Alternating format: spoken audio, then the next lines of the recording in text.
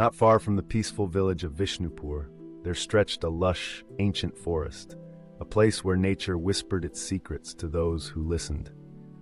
On the edge of this forest lay a quiet little village, and in that village lived a young boy named Arjun.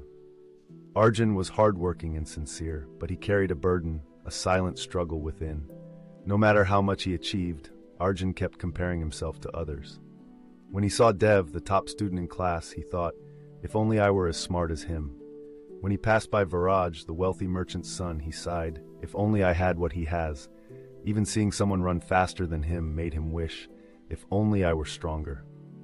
Little by little, this habit began to eat away at Arjun's confidence. He lost interest in school. His passion for work faded. He started believing he'd never be enough. Then one day a traveler arrived, a wise sage known for awakening lost souls and guiding people toward truth.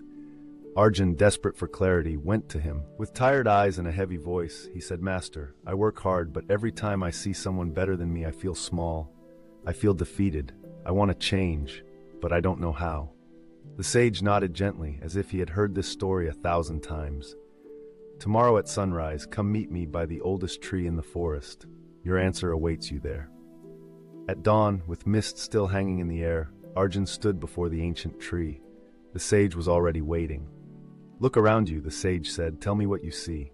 Arjun looked. So many trees, some tall, some short, some filled with fruit, some bare. No two are the same. The sage asked, now tell me, what if this banyan tree complained it wasn't as tall as the palm tree, or the palm tree envied the flowers of the gulmohar? Would that make any sense? Arjun chuckled, no, master, that would be foolish. And yet, the sage said softly, that's what you've been doing, isn't it? He led Arjun to a nearby stream, where fish danced through the water, and birds soared above. If the fish cursed itself for not flying, and the bird for not swimming, what would happen? They'd never appreciate who they truly are, Arjun replied, his voice beginning to shift. The sage smiled. You, Arjun, were not born to be like Dev or Viraj. You were born to be you.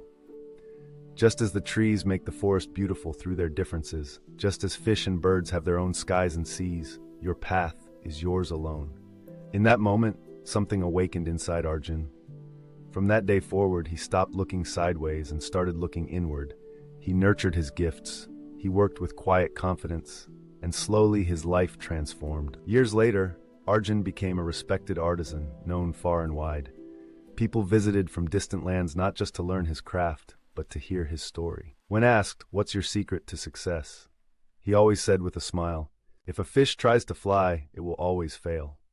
But if it learns to swim well, it can rule the ocean. Never compare your light to someone else's. The sun and the moon both shine, just not at the same time.